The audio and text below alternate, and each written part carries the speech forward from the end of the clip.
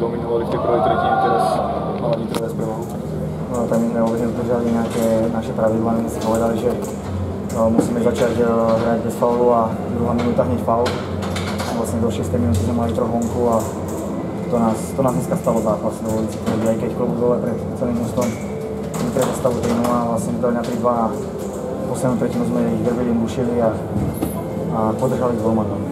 Trošku v prvej tretine možno prekvapilo Nitro niečím, alebo bolo to čisto od toho, lebo trošku vyzeralo, že má trochu viac energie, v tej prvej tretine hlavne. Tak je logické, že majú viac energie, tak mali dlho voľno. My sme odohrali 7 ťažkých zápasov za 12 dní a na niečom sa to muselo prejaviť. Oni včera ťahali nohy prvú tretinu, pretože neboli v zápasom rytme a my dneska, pretože tých zápasov je veľa, únava sa stupňuje. Navyše máme zranených kľúčových hráčov a hráme to v okričtenej zostave, ale chalani bojujú dru a my na to mladí aj umrieme. Mrzí možno tie dve nevyužité presilovky 5-3, hlavne tá jedna bola skoro minútu a pol.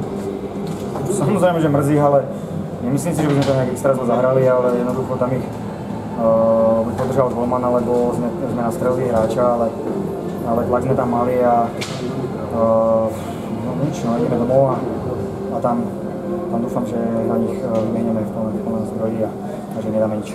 Čo treba doma hlavne zmeniť? Čo tú taktiku, aby si dodržali čo? Disciplínu, osobnú disciplínu, to znamená s faulov. Keď už sme veľmi oslabení, tak trošku tú obetavosť pre mužstvo a hodiť sa do nám, pretože niektoré situácie pre mňa boli tam neskutočné a to sa nemôže proste stávať, som na play-off. Ale všetko sme si vyjasnili v kabíne a chalani si to zobrali k srdcu a hovorím o tretej tretine tam nabehla iná žena. V tej druhej tretine možno bola aj taká pravá tvár ženy, dali ste 2 góly, dotiahli ste sa na tú Nitro, lebo vyzeralo to predtým, že je to tak jasne v režii Nitry. My sme hlavne chceli dať už gól, pretože ten golman mal až moc veľké sebavedomie a trošku sme ho zrazili, ale uvidíme, čo bude v Žiline, no hovorím, tam nastupí úplne iná Žilina a tam to bude úplne černé. Čo hovoríš na výkon Maroša Mikole, že bol to pre ňom prvý zápas v play-off? Vynikajúci, tak v prvej tretine tam ako po prvých 2 tretínach mohol byť jasne po zápase. Maroš tam vytiahol neskutočné zákroky a podržal nás a klobúk dole pred ním, zhostil sa toho parádne a je to len dobre pre nás a pre nás dobrá spruha.